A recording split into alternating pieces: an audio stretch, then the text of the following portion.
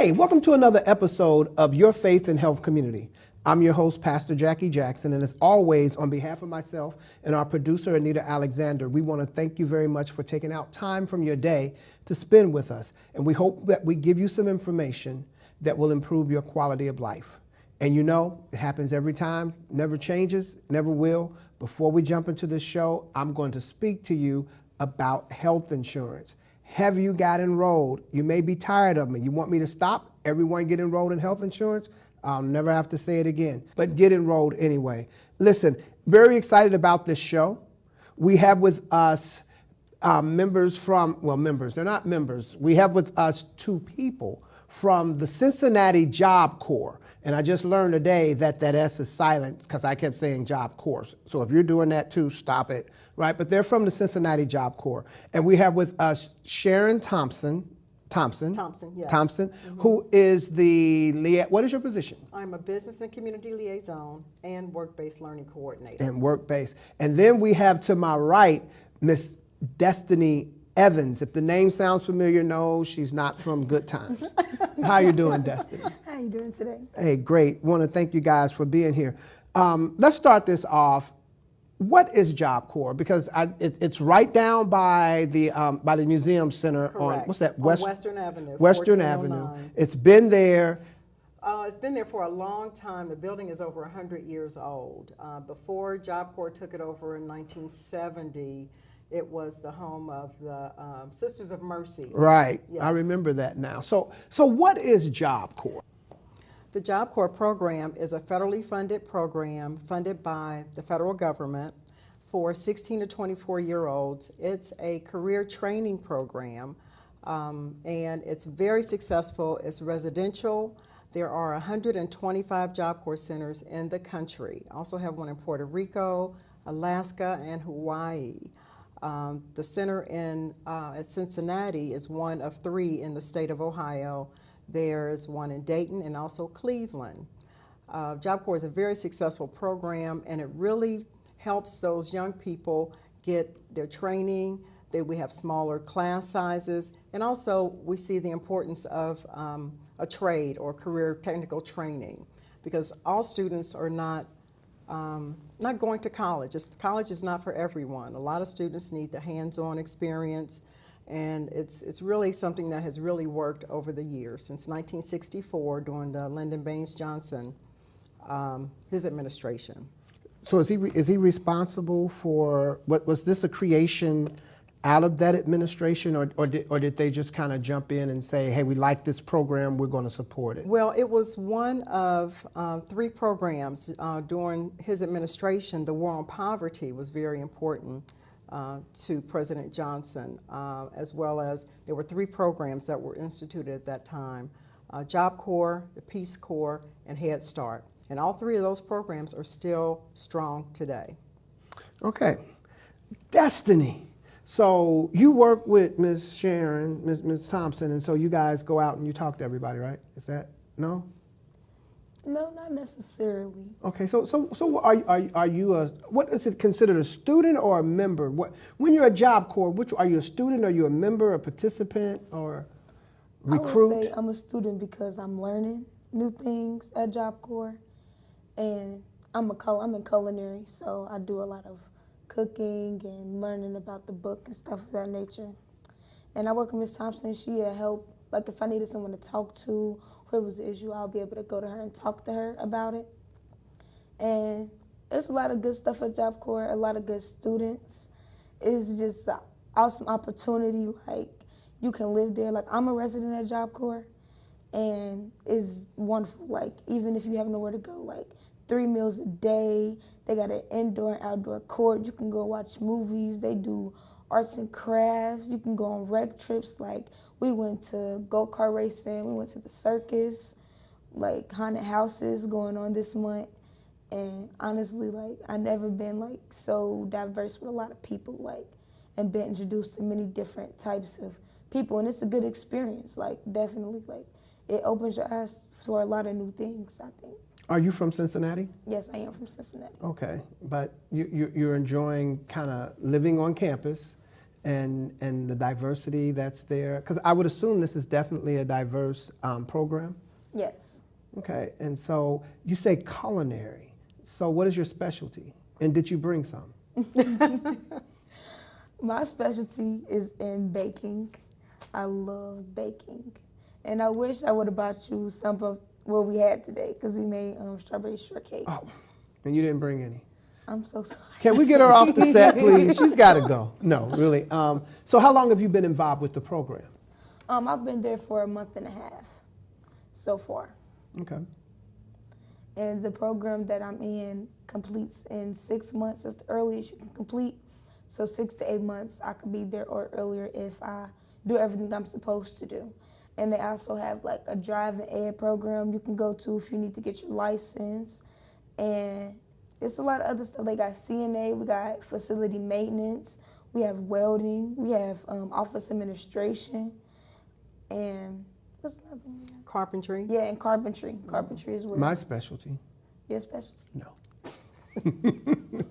All right, so great. So you said a month and a half? A month and a half. About a month and a half. What made you go to Job Corps? What was it about Job Corps that attracted you there? So I graduated. I had some issues at home originally, and I heard about Job Corps through a mutual friend, and I was like, what better than like a nice for education, and they have exactly what I want to do, and I know I can, like, when I finish and complete, I can go to advanced training in like San Francisco and Treasure Island and learn more about pastry and expand my education and still get the certifications I need, because eventually in the future I aspire to be a pastry chef, and I aspire to also have my own business and expand. And I always like wanted to do that, so I feel like Job Corps was definitely my best first step at achieving that.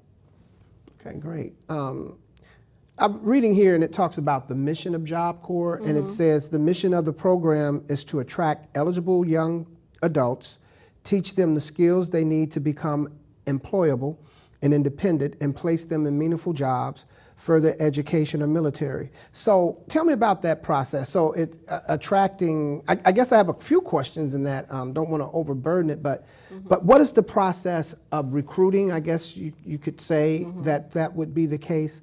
And then it's saying teaching them, which I get with all the programming that you had, the skills. But past the programming, past the teaching and getting them in. So how do you recruit? And then what is the process of working with them post Job Corps? Post Job Corps, okay. In terms of recruitment, I have found, and we know now that most of our students that come to the program, it's word of mouth advertising. It's unbelievable. Word of mouth, because I always ask the new students, how'd you find out about Job Corps? Oh, my dad went here, or my grandfather went to the one down in Mississippi, or it's word of mouth. So you can't pay for that kind of advertising. We have orientations or information sessions every Wednesday at about 8:30. So if you're interested and you're in the ages, between the ages of 16 and 24, if you're a minor, you will need to bring your parent or guardian with you, and they do an information presentation and also take a tour of the center and answer any questions that you have. So we are contracted to have 202 students at any time. We have about 180 now. Since Job Corps is federally funded, the contracts to run the centers are based on a competitive basis. So we have a contract to serve 202 students. We have about 100 staff members. And it's a great program. Once they get into the program, they have an application. Actually, when they come to the information session, if they go through the process, at the end they will get an application. With any federal program, you have a lot of paper to do. Your documents like your birth certificate, social security card, your shot records. They also do a drug screen. Now, if they don't pass the first time, they can still stay in the program. However, they will be tested within the next 45 days, but they try to help them get exercise and really find other ways not to smoke. So it is really important that they understand that this is serious. Employers, everywhere you go, you're going to have to take a drug test. So it's important that they understand that. So the first 3 weeks, they are in a career prep class. So the group that comes in together, say if we have 8 or 10 students, they stay together the first 2 weeks to learn about the program, get oriented. They do a resume, basic resume, thank you letters, and just really kind of get oriented to the program. Then they also do health classes. And then the 4th week, if they have high school to do, they'll do high school 1 week, and then the next week they'll do their trade. So it's a very structured program, very structured and very effective. Well, let me ask you this, because I noticed it mentioned to further education or basically getting the military. Right. Like, so if you're on college campus and you go to ROTC, there is a benefit of being part of ROTC and then going into the military. Right. Is there some arrangement or something worked out with the military that if you have students coming from Job Corps that it's some advancement or something for them in enlisting? Yes. Going into the military after they complete the program is also considered a job placement. It's successful if the student leaves the program with a job that pays at least $12 an hour, or they go to the military, they pay almost more than $12 an hour now, or go to college or to advanced training. And there are other advanced trainings in the country where students can go to, like Destiny was talking about going to California, Treasure Island. There's a culinary arts program there. So we've had several students from our culinary program go. Automotive, they can go out to Utah, and they're still Job Corps students. So it's, it's very, very well structured and planned so that we want them to have a plan before they leave, a solid plan before they leave. I guess my question was in terms of the military, like ROTC, you complete that and then you enlist, you Right. go in with a stripe, right? Right. Or if you go in with, if I remember right, and it could have changed now because it was a long time ago for me, but you could go in and with college, I think the 2 years of credits or college, you'll get, I think you go in as a PFC. So that's why I'm asking if they complete the programming. Right. Will enlisting in the military, does that get them a stripe or does it? But it No. definitely gets them placed, and the military Yes. offers some great careers Yes. and some definitely money for college that Yes. you don't have to, you're not having to worry about it. Exactly, exactly. And so the center provides academic, career technical training, and life skills training, including high school diploma and general education development, and which the GEDs. Right. So, one, what is the success rate of the individuals coming into the program? And two, do you see more, as Destiny, you graduated, do you see more young people coming in that have already graduated or those that need to get to that point of graduation? Well, we see students that have their high school diploma and those that don't. However, all the students, even if you have a high school diploma, you have to take a placement test. It's not a pass or fail, it's the TABE test for adult basic education. So they take that to see where they are reading, what level are they doing in their math, so that unfortunately some students that have a high school diploma might come in reading at a 5th grade level. So if that's the case, then they will have academic classes to try to get them up to at least gain 3 grade levels before they're finished. So that's part of it, and it's really for their benefit, because unfortunately some students are just passed through, and we don't want that to happen. Right. We want them to learn, to be, really to be readers and to have curiosity about things. We have all kinds of contests and things for the students to participate in. They also, one of the things in terms of payment, they get a little money every 2 weeks, about maybe $25 every 2 weeks. I didn't get money going to school. I wasn't paid to get money for school. So they get that as a benefit as well, and they get uniforms. So that means pizza's on Destiny. All right. I want pepperoni. So let me ask you, Destiny. Is this something, you've been there a month and a half now, so you're having an opportunity to get an idea of the program, the training. the residency while you're there. Yes. Is this something that you suggest to your friends or family? Have you had an opportunity to talk to someone and go like, you need to come to Job Corps? Yeah, I have. Me and my friend, we graduated together. And I mean, even though it's not exactly something that she would like to do, I feel like it's something for you, you know, like to get and to have a nice certification behind your name while you're trying to get money to go do something else. Like, even though like she wants to go to school to deal with kids, you can go to get your CNAs, like she knows how to work in cars. So you can get your automotive and stuff, because it's not something like you're illiterate and you actually know what you're doing. Mm-hmm. So I suggest you do this, get a certification behind your name, just to make some extra money on the side, even if you don't know what you want to do. You know, just try something new. You never know if you might be good at it or not. So it's something I definitely recommend, because for me, it's a good opportunity, and a lot of stuff that a lot of people try to do is not cheap at all. Like, it takes money and actually takes time, and I feel like Job Corps is better. You get fed, you get paid, you know, you go on trips, you get to live there, you get to experience a lot of stuff that, you know, you usually would experience on a college campus, like living there with different people. And it's a lot of perks, a lot of free things that save a lot of people a lot of money. And honestly, I would definitely recommend it to all of my friends to come and go. Okay. We talked a little bit about, before we started the show, Sharon, in reference to your work outside, I guess you could say, of the actual facility, and that's dealing with I know you mentioned dealing with the senators, but you also go out to try to help. Is that securing employment or talking with employers to try to get placement for them? And is that one of the specific things you do? You oversee it, or are you actually out in the field trying to get these placements? I'll say that I am out in the field making connections to advertise and advocate for the program.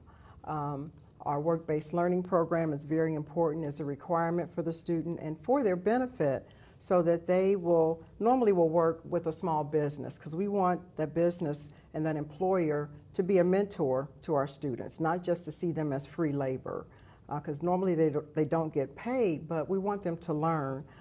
So it's my job to engage the community. 4 times a year we have a community relations council meeting where we have our community partners come to the center. We tell them about what's going on, and we want them to be our ambassadors and our advocates, because unfortunately Job Corps, and it's not just our center, is such a secret, and it shouldn't be a secret. And especially after all these years, yeah. Yes, after all these years, it's still such a secret. Or even if people know about it, they have misinformation or just have the wrong information. And I was going to say that because what I knew about Job Corps when I was younger is, and obviously I had the wrong information, is that Job Corps was a place that your parents sent you to, or someone sent you to because you were bad, or they couldn't deal with you. So I had always, until I actually learned a little bit more, had seen Job Corps almost like 2020. Right. But that's not the case. That's not the case. And no. this information, are you? Maybe I'm mistaken. Didn't I see a Job Corps commercial running recently? Possibly. I think they've started. Seen it. Yeah. Yes, Department of Labor, they hire, the company that runs our PR is McNeely, Pickett and Fox, and they're out of Nashville. So they pay them money to do those kind of things. But for the most part, a lot of it is word of mouth. The majority of our students are from Cincinnati, but then we also have students from Cleveland, Columbus, Indianapolis. So it's a great opportunity. I would say our population, it's about 65% male and about 35% female. And now is that different from, let's say, 20 years ago?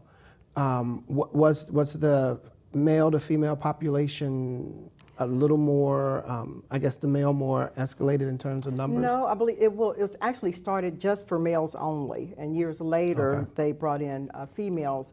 But it's been a struggle to get female students or young ladies to enroll in the program. They may have children, have issues with child care, for different reasons though. So we just want to give them an opportunity to better their lives. Do you find it in reaching out for partnerships with Job Corps, do you find that corporations or individuals are pretty open to it? Yes. Or are you having to go in and just do almost from the base up education on Job Corps? Are you actually going in and they're actually having a good idea of who Job Corps is and the mission? Most people don't know anything about Job Corps, but I will say a lot of times I will invite people over and they've never been to the program or been to the building because they'll drive by 75. Oh, I've seen that building over there. But as soon as they walk in the door and take a tour of our center and have some of the food that Culinary Arts prepares, oh my, that is priceless. So there's It's a cafeteria. priceless. So there's a cafeteria. Can people come, like, say, for, like, do they sell lunch that if somebody wants to come for lunch, they can Yes. come down? Really? Yes, Because I've for never been in lunch. the building. You'll have to I'm come. like you You just will said. have I'm the to one. come. I know the building. Right, I've right. stood outside and spoken to someone. Right, But right. I've never ventured in the door, so I have no idea what it Yes, looks like. we have to make an appointment for you to come, or anytime that you want to come. We're welcome to have you come. Culinary Arts, those students do not prepare the meals for the students. We have staff, cafeteria Okay. staff that prepares the 3 meals in a day, every day. So it would be great to have you come in and take a tour. We have our students lead the tours. Very well maintained building because, like I said, the building is over 100 years old, and our maintenance department is, just does an awesome job with a lot of the building in terms of a lot of the updates have been done. Students have had an opportunity, like our carpentry students, our building and facility maintenance, and welding students have had an opportunity to enhance the program or the building, basically. So they're actually, well, I guess they're part of their training is Yes. actually working, Right. really hands-on, working in the building. Yes, and we recently completed the carpentry students recently completed a storage shed at the William Howard Taft Historical Society. So it was like building a miniature house. Wow. And we got a lot of pictures. It was really a great opportunity for them. So we do those kind of things. Community service projects gives us a lot of exposure, and it helps us build our image. Okay. So let's say we go back 20 years for me and I'm 18 again. Okay. Yeah. we can do that in 20 years. Okay. So let's say we do that and I'm looking and maybe I see the commercial or something.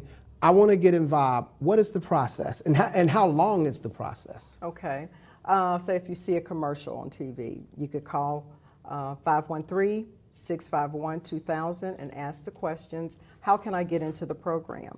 Well, they will tell you that we have our next orientation and information session on Wednesday at 8:30. You need to come dressed basically like you're in a profession, no gym shoes, no shorts, no do-rags. So come in and take a tour, get some information, and then come to see if you think it's good for you, a good fit for you.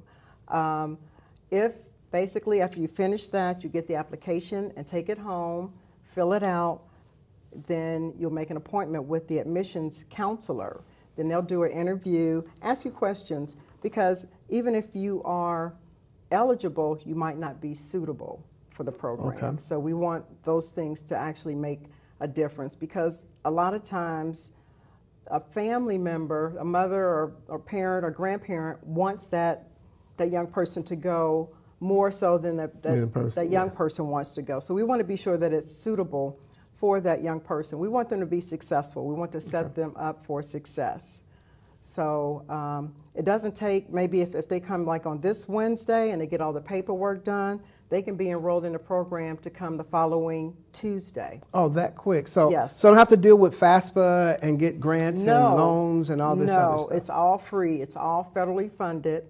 It's estimated that the cost or the benefit for each student, the government spends our tax money about $35,000 per year per student. Okay. Yes, so that's money that they don't have to pay back. They don't have to get loans. They just have to come in the door and work hard, do what you need to do, follow the rules, and take full advantage of everything that we have here. So that means when you open Destiny's Pastry at the Gateway, up there around Vine and all that, then you won't have student loans to worry about. Nope. So let me ask you, and this might be hard, tell me the one thing, what do you think is, for you, the greatest part of being at Job Corps? The greatest part for me is being at Job Corps is cooking every day and being able to eat it and being able to elaborate on different types of recipes. And even though it's not necessarily college, we do college work. Like, we do open up a book and learn parts of the recipe and learn how to like butcher meat and stuff. So I like going to my trade every day and learning something new that I didn't know how to do before. So let me ask, were you into cooking? Has that been an aspiration, or baking, I'm sorry, you said you're a baker. Baking, has that been an aspiration of yours since you were younger, or did you get there and looking at what I could do, what are the possibilities, and then you just came across that? I've been wanting to bake since I was younger. Okay. Did you bake when you were younger? I did. Would you have like an easy bake oven and baked it with the light bulb and Easy stuff? bake oven, the little fake cook set from Walmart. Okay. Everything. And so that part being in the culinary arts and what is it? Okay, so it's culinary arts, and what is it called? You're a baker. Is there another name that I may not know? And no, it's not really. You just like, you're a chef. We little chefs. Little chefs. All right. All right. So when Anita and I get a chance to come down, do you think that let us come down and be able to talk with some of the students and Certainly. stuff of that nature? Yes, definitely. We can definitely arrange that. I didn't ask her about it. I just threw it out. So, but yeah. So you go down. You could be enrolled. You can go through the whole process: application, interview, basically, and all of that. And within a week, maybe two. Yeah, I would say 7 to 10 days. 7 to 10 days, and you're there. Right. And now, is everyone residential, or can you live off campus as well? You can live off campus. The majority of our students, I would say about 140 students, live on campus, and the other students come Monday through Friday from 8 until 3:50. Now, what are the students? So, well, I guess I can ask a student. There's a Sure, student yes. here. So, on the weekends, what are your weekends? I mean, do you still stay there over the weekends? On the weekends, if you are a resident, you are allowed to go home. They will let you leave. And we also get PTO days, like during the week if we needed to go handle something at home, and we'll get to leave that day and come back. What's the curfew? 9:30. 9:30. On the weekdays, and on the weekends it's 11:30. Oh, okay. So can you have a car if you're on campus? Are you allowed to have your own vehicle? You can have a car, but it wouldn't really be any use unless you're like a non-resident, because it wouldn't really be anywhere to park it without like getting a ticket. Oh yeah, that's Right. that part. That part by itself. God knows I don't want any tickets. You have a master's degree in public administration from Clark Atlanta University. Now I'm curious Yes. to what I said. I thought I said the right thing. But listen, I want to thank you very much for taking out time, for coming out. Destiny, I am praying for much success for you in the next 5 years. Destiny's Bakery on Vine or wherever, San Francisco, but definitely praying for success, and that this program gives you everything that you need and that you excel and take it further and further, and then always come back and always point people to where you got what you need.